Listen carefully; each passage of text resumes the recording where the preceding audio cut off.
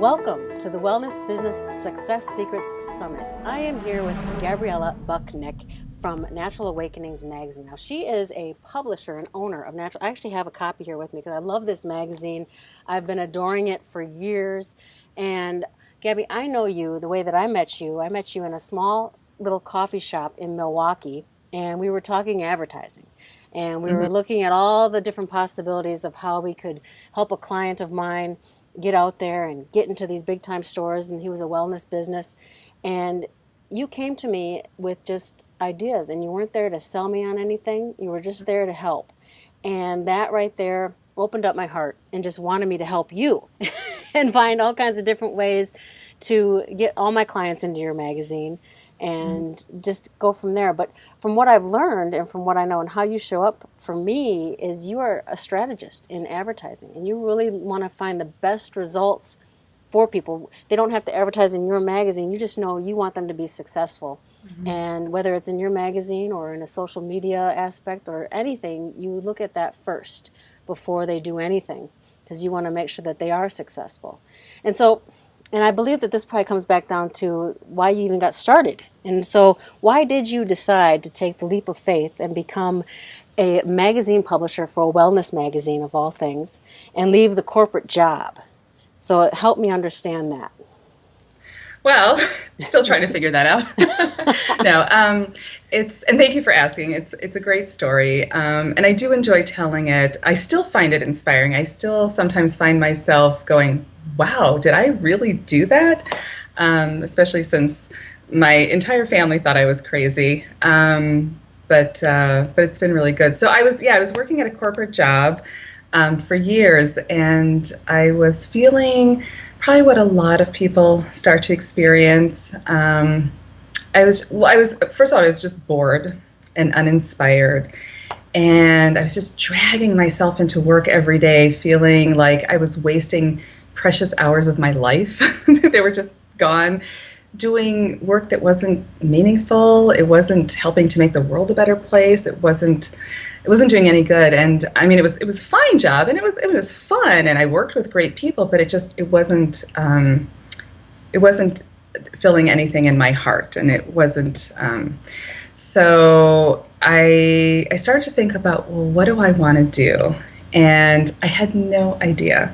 I was kind of drawn in different directions. I'd become very passionate about eating healthy organic food, and so I was kind of drawn in that direction. And I'd started writing a few years ago, and I was passionate about alternative energy. So I thought, well, maybe I should go work for a renewable energy company, and or maybe I should study acupuncture. My sister had just started studying acupuncture in San Francisco, and I thought, oh, maybe I should go be an acupuncturist. I didn't know. And I was passionate about all these different things, but I didn't have a clear direction. And it was actually the first time in my life that I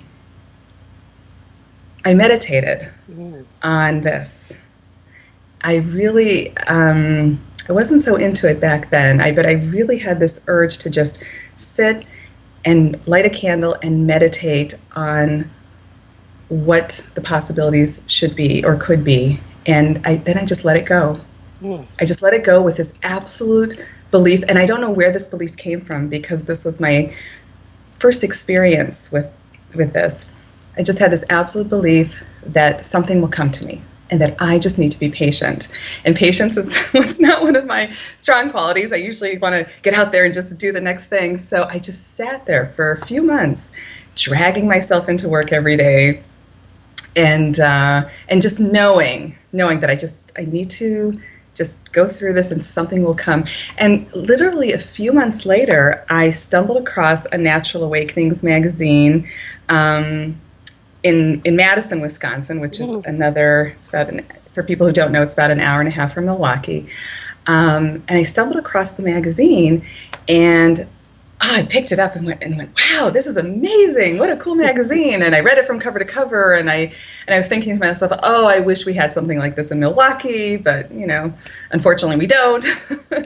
And then I kept coming across the magazine, like randomly, just I see it here and there, and it just kept sort of like throwing itself in my face. And there's an ad in there for owning your own franchise, and I thought, okay, well, I'm just going to make a call. I would never consider owning my own business. It's not in my genetic programming to own my own business. We just don't do that in my family. We're all professionals. And but I said, you know what, I'll just make a call. It can't hurt. So I did. And I remember feeling like, this is insane. Who are these people that I'm even talking to? And then it was just the snowball effect.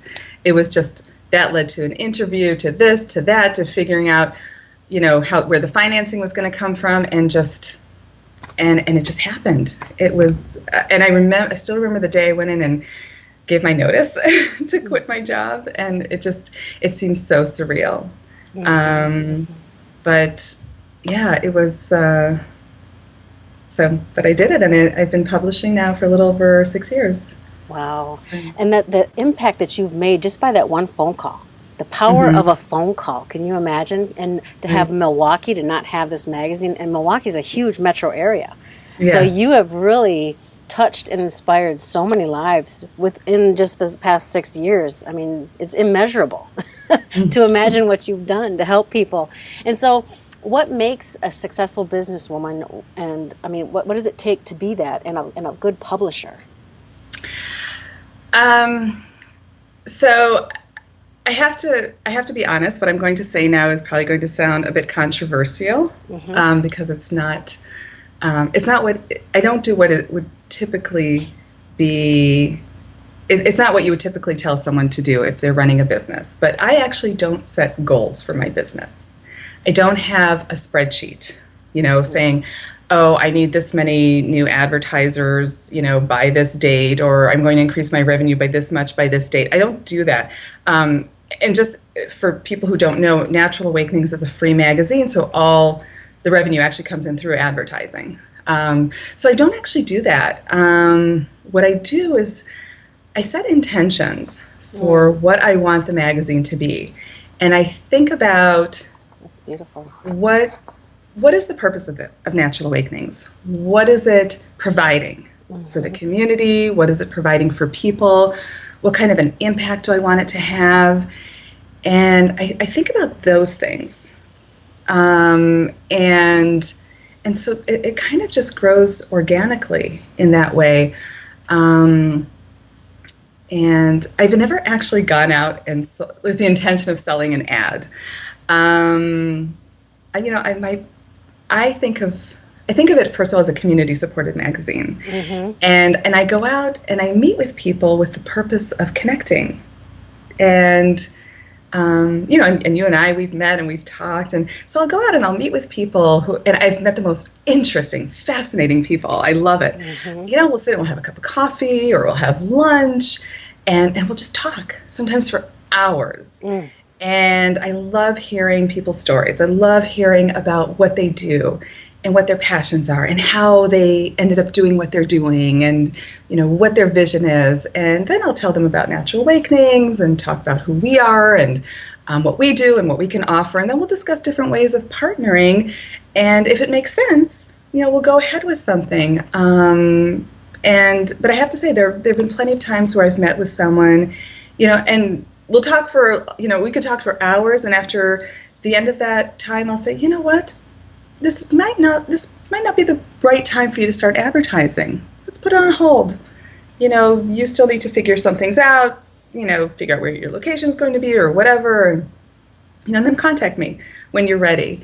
And so I'll do that. Or sometimes people will say, I'm not ready, and that's fine too. And we just, we part ways. I always say, well, all right, well, contact me when you are. And I have to say, there have been situations where years later, sometimes 2-3 years later, someone will contact me and say, hey, Gabi, it's been a long time. We met a couple of years ago, but I'm now ready to start advertising.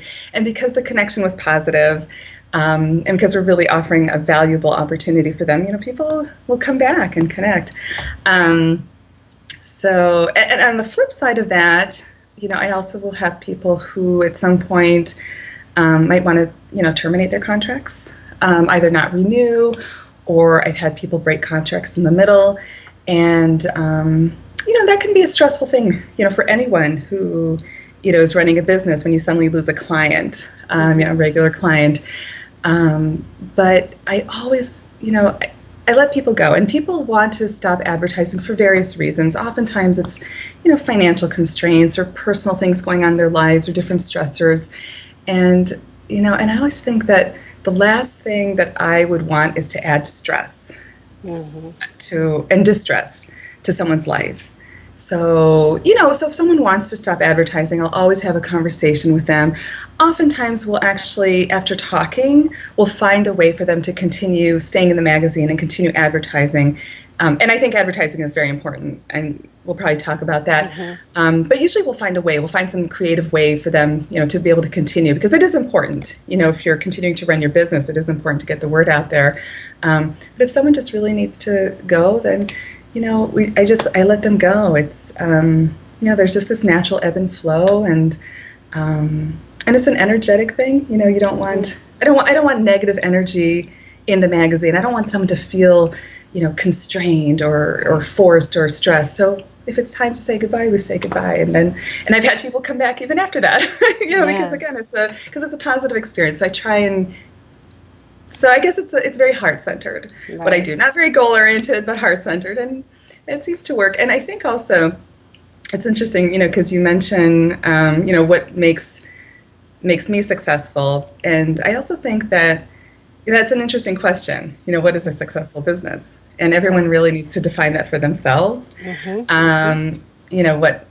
What I find, what is successful to me, what is enough for me, that's a very different question or answer for someone else. And so I think that's an important thing for people to do, is kind of look inward and say, well, how much do I really need? How much do I really need to be earning from my business in order to have everything in life that I need to be happy? And how much do I really need? So, right. So well, there's I'm looking at your magazine, and I'm wondering if this is you, where it says, "Feel good, live simply, laugh more." Is that your touch on the magazine? Because that's what I always get when I'm with you. And those are the core values that I live by, and that's why I totally enjoy your magazine. You can feel it all the way through it when you're reading your magazine, and I enjoy it very much. So yeah. But now, you've been doing this for 6 years, so you've seen, heard, and read a lot. And you know what the value is of advertising, because you've seen it, and you've experienced it with your clients firsthand. So for somebody in the wellness business, what is the value of advertising for them? And because I would think that with the wellness business, they need phone calls, and they need clients, and they need to be meeting with their clients either on the phone, online, or in person. And so how is the value of advertising? What is the value of that for them? Yeah, and I really I've been fortunate enough to work with probably hundreds of small local business. A lot of my advertisers are small local businesses or individual practitioners. Not everyone. I mean, there are definitely some larger businesses. So I've seen kind of like the whole spectrum of people and different needs. But I love advertising. I'm a big fan, obviously, and I think it's hard. I think a lot of people have a bit of a negative view of advertising. We have that thing in our heads like, oh, someone's trying to sell me something, and that's where you need to approach it with. You're not trying to sell someone something. You're trying to get the word out there about what you do. And we're here talking to people who are, wellness practitioners and, just all these different modalities. And, you're all offering really important things to your communities and to the world. And I actually think of it as an obligation. Like, you are obligated to get the word out there and to let people know about what you're doing. And if you have an important service or product that you're offering that can help someone, people need to know about it. Imagine if what you are doing could potentially save someone's life. And even if it's one person, if you have managed to save the life of one person or phenomenally increase the happiness and the well-being of one person, that is so meaningful. I believe that's why we're here on the planet. So advertising is really important, but you have to think about it as you're letting people know about what you're offering and what you're doing, and the right people will come to you. It also involves educating people, so, well, I guess we can talk about like different, and when we talk about advertising, there's so many different modalities. I'm an expert in print and online advertising, but there's obviously social media, there's Groupon, there's social networking. There's a lot of different ways to get the word out, and I actually think that the best thing that people can do is to layer their advertising. So if you have the budget and the ability to do that, don't just choose one modality. Don't just do print advertising. Do a whole bunch of different things, because every layer that you can connect with will access a different segment of the population. And then, as far as print advertising, it's interesting. People keep saying, "Oh, print is dead." Well, no. it's very. I have to say, I personally in the Metro Milwaukee area print 12,000 magazines, and we have probably estimated about 25,000 readers. But nationwide, I have the statistics right here. I don't know if we explained, but Natural Awakenings is a franchise magazine, and it's published in 84 markets around the United States, and we also have 2 Spanish editions, one in Puerto Rico and one in the Dominican Republic. That's great. Wow. Yeah, and so collectively, all of our 84 markets, we print 1,400,900. I don't even know how to say that number. About 1.5 million magazines. Okay, that's nationwide. That's a lot of print magazines, and I have to say, most of them get picked up in my market. Most of them get picked up, so people are definitely reading magazines. What I've found is what's valuable with print is when you don't have a battery, you don't have an internet connection, and you just aren't available to get online somewhere, or you just want to go out and go for a walk and go read somewhere.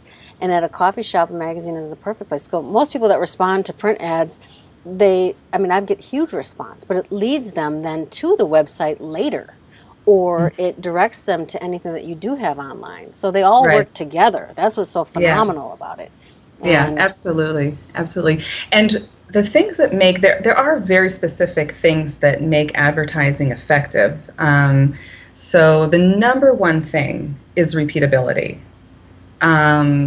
We are so inundated today with marketing and advertising messages. I think the statistics I saw were that the average person is exposed to about 3,000 ads or marketing messages a day. That's a huge amount of information for us to process. So we actually start to kind of, we just sort of blank it out, and we start to not notice it. So because we're so inundated with that, what the statistics show is that it takes between 8 and 12 impressions for an ad to actually get its message across. So that's why the repeatability is so important, because people need to see it again and again and again and again.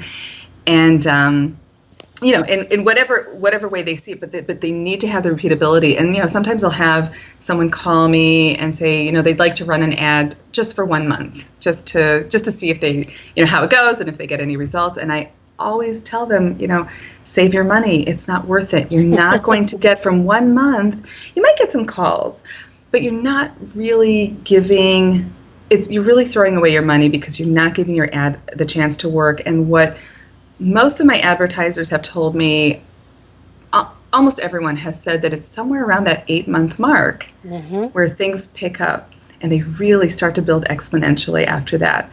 So repeatability is so important. The second thing that's really important is you need a well-designed ad. It sounds like a no-brainer, but understanding how to present your information is so important. One of the biggest mistakes I see people do is, so if you're looking at an ad, and again, this is any ad, but I'm specifically talking about print magazines, the top part of your ad is the most valuable real estate in your ad. And a lot of people will put their business names up there. Well, no one has ever picked up the phone to call someone because of a business name. Right. It doesn't tell us anything. So what you want that top part of the ad to be is, it's your benefit statement. It's the first thing that catches people's eye, and it's going to make them stop and go, oh, I have that problem. I would like to feel that or experience that. So you need a really strong headline benefit statement that catches people's eyes, and you need a call to action in your ad, and less is always more. Especially in small ads, you want less information. So there are different ways and techniques to design, to design an effective ad, and it really needs to be benefit driven. That's a big part of it. And another thing that's important for people to consider is, are you offering a service that people are interested in? And or is it an obscure service that people could benefit from, but they don't know much about? And this is where, as practitioners, as business owners, we really need to all get out into the community more and educate people about. So go out and educate people about what you do. Start a blog. Post a gazillion things on social media. A big thing that I push people to do is to get out into the community and give talks and lectures and do workshops. And a lot of places, like some of our co-ops and health food stores and, libraries even, they'll offer community rooms where people can, either for free or maybe at a very minimal cost, can rent space and then bring people in for workshops. So there's ways to get out there and educate people about what you do. So so those are all different ways to make to make the advertising effective. And they could video record those talks and then and post it, and then have an ad that drives them to their website, so that talk will live on forever and ever and ever. Absolutely. So they could totally deliver their message to a broader audience rather than just in that one little talk. So yeah, I love it. That's a great idea. Yeah, I love it. So, and then on getting the phone to ring more, I mean, what have you found? So people place an ad, and they're like, well, my phone isn't ringing. Nobody's calling me. Okay, so those three things that I mentioned are, if you really follow those steps, and if you have an effective ad, your phone is going to start ringing. But I've run into some interesting, so many people are passionate about what they do, but they're not really savvy business owners, and it takes a while to figure out all the different pieces and how to, and one of the things that I've encountered is I'll call business owners or practitioners, and sometimes the phone will ring and ring and ring, and then their voicemail is full. And I can't leave a message. I can't tell you how many times that's happened. Or they have a generic voice message, so you don't really know who you're calling. Or they have a really, really long message that you need to listen to for so long that you're just, ready to hang up. So you have to make it easy for people when they call. Have a message that's clear, short, and sweet. Make sure your mailbox is available. You got to clear that out every day. I know mine fills up really quickly. And make sure your phone is working, and that and that your message is warm and welcoming and easy, and make sure to call people back right away. Right. Don't delay in returning people's calls. When people do call, it's really important to track where the call's from. And I'm always surprised, especially people who are spending money on advertising. It surprises me so much that, because, I'll ask occasionally, so you're getting calls? They're like, well, yeah, I'm getting calls, but I'm not sure where they're coming from. And so I'll say, well, do you ask? And people say, well, sometimes I do. Well, that's, again, it seems like a no-brainer, but if you're not really focused on, making your advertising effective and making it work for you, then you sort of forget those little pieces. So I take that on myself to remind people. So it's really important. Ask them, where did you hear from me? Was it Natural Awakenings magazine? Was it some online ad? Was it a Groupon? Was it a friend? The interesting thing about, I have a lot of people say, well, I get a lot of my business from word of mouth, which I think is fantastic. Word of mouth is a great way to go. But it's not like a one-on-one connection. Advertising is actually your way to increase word of mouth. Mm-hmm. I mean, it's very possible that that a former or previous client specifically referred their friend to you. That's possible. But what often happens is that actually someone saw your ad, or, just because they were sitting in a coffee shop and they picked up a magazine and they were reading it, and then they're like, oh, I don't remember where I saw it, but I saw some, so it helps, advertising helps to increase word of mouth as well. Well, yeah, also, and then the people that are referring you, they could have the ad right in front of them and say, and here's their ad where you can go find their office. It's a sales tool too. It's a conversation starter for sure, so that you can get those referrals. And that's what I love about advertising. But also, do you find that a lot of practitioners place a lot of fear in advertising? And what could be their blocks to success if they do have fear? Well, I think that, yes. Well, as I mentioned, I think there's a little bit of there sometimes can be a bit of a negative connotation to advertising. This feeling like, especially very spiritual people, they don't really want to deal with money, or they don't really want to have to do. They feel a little bit uncomfortable doing the work promoting themselves. And I have people tell me that, and I said, well, that's what the magazine is here for. We'll help promote you.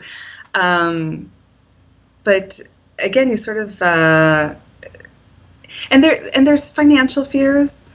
People worry about finding that perfect balance between, well, how much can I afford, and how much of a return am I going to get on my investment? So there are different things that can block people. So another thing that I've seen people struggle with is having what I call a good elevator speech. And that's really important for every person to have. And what is an elevator speech? It means that if you get into an elevator with someone and you have about 20 seconds, someone turns to you and says, oh, hi, what do you do? And you have about 20 seconds to tell that person concisely what you do. Can you do it? And so many people struggle with that because they start to say, well, I do this and that. And so you really need to be able to be concise about it. Mm-hmm. For example, I'll run into someone and they'll say, oh, hey, well, what do you do? And I say, well, I publish a magazine called Natural Awakenings. Have you heard of it?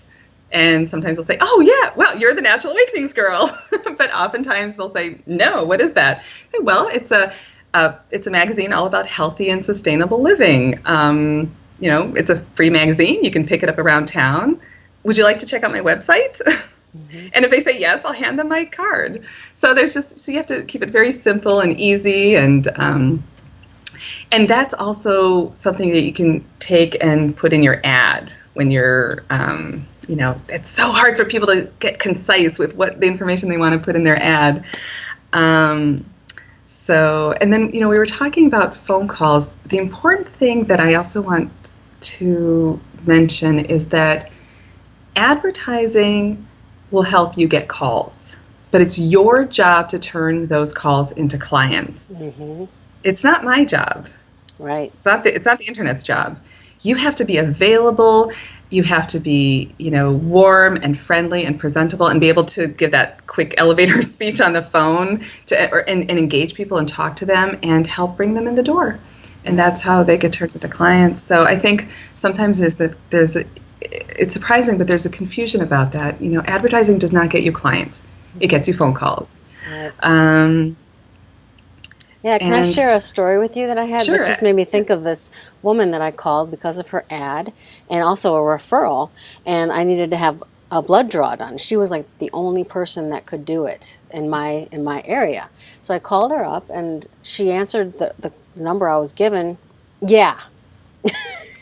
Wow. And I was like, do I have the right number?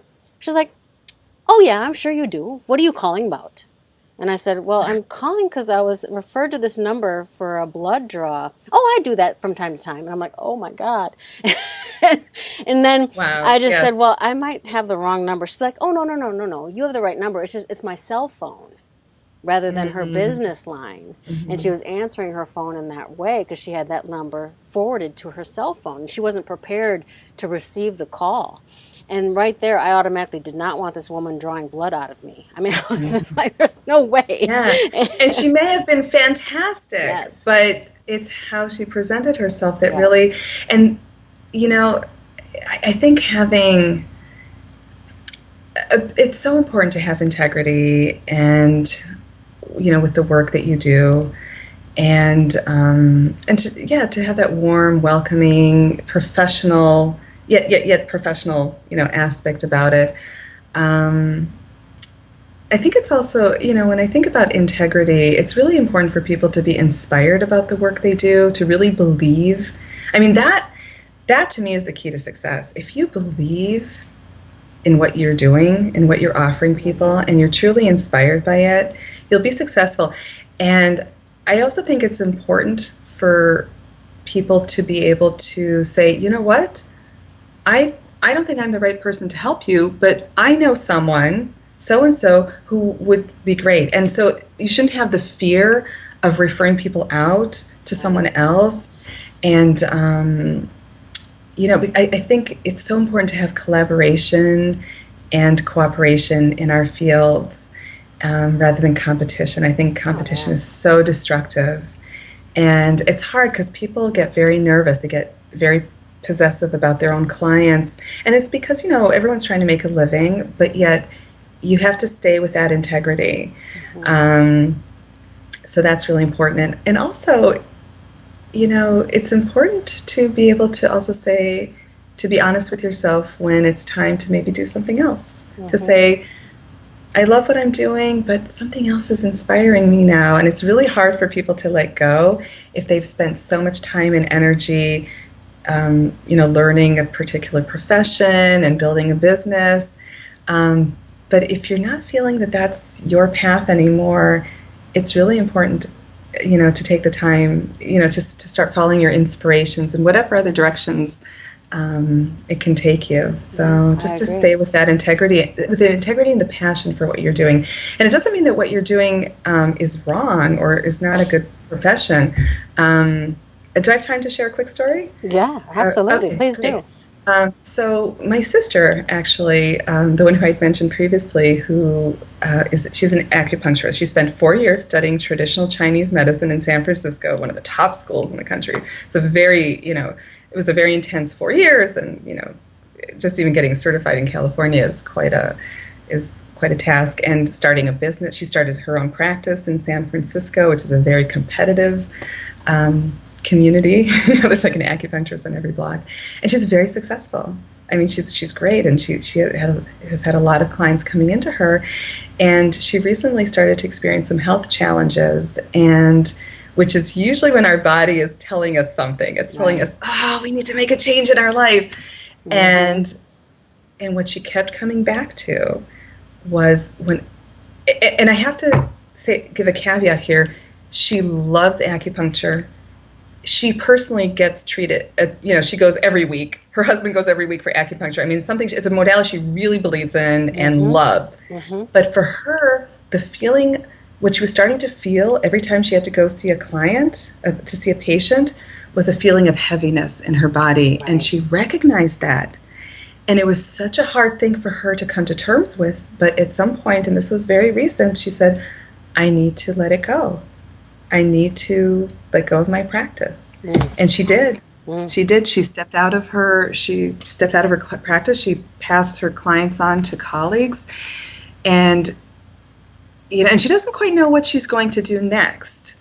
But she has those inklings that are starting to lead her in new directions. She doesn't know yet. The first thing she needs to do is just let her body heal and, you know, be okay. So we'll see. That's a good sign. And I've heard that many times, that when you have that heavy feeling, that there's something that has to change, for sure. So another question that I have for you is, the fear in advertising. Do you find that a lot of practitioners have fear in advertising of some sort of, maybe there's scarcity mentality, or there's some sort of block that's not allowing Yeah. it, where they do feel heavy, or maybe it's just a misinterpretation of what is real for them? Well, I think, as I'd mentioned previously, I think there can be negative connotations or negative experiences associated with advertising. We've all had that experience where someone's trying really hard to sell us something, and Right. it leaves a bad taste. I think it's also hard for sometimes, especially people who are, more spiritual, more passionate about what they're doing. It's hard for them to focus on the practical side of the business. They want to be in their passion, and they're helping people and all that, but this whole side of marketing and business just seems like part of that material world that is just disconnected from them. So again, it can just have a bit of a negative connotation or a negative association, or just sometimes seem even overwhelming to a lot of people. Like they don't even know where to begin when it comes to their advertising.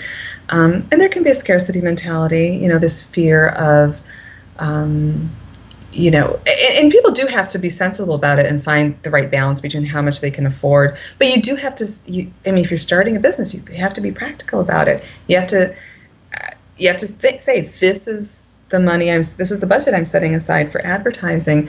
I have a lot of people that will call me and, that we've talked to, we've met about advertising, and they'll say, well, I need to get clients first. I need to get up and running, and I need to get clients first, and then I'll advertise. Well, it's tricky, because how are you going to get the clients? So that's, so people really have to, again, see the benefit in it, do it in a smart way, do what makes sense for you. Don't be afraid of it. And if you start advertising and it's not quite working, you can always tweak it, you can always change it, but find what works for you. Right. And have a good plan that's in alignment with your own core values of your business. Mm-hmm. And know and also know who the audience is. So when you know those things and have those components in place, which I'm sure you help people when you know that there's a missing element so that they can be successful. So Gabi, if there's one thing that people can take away from this, what would that be?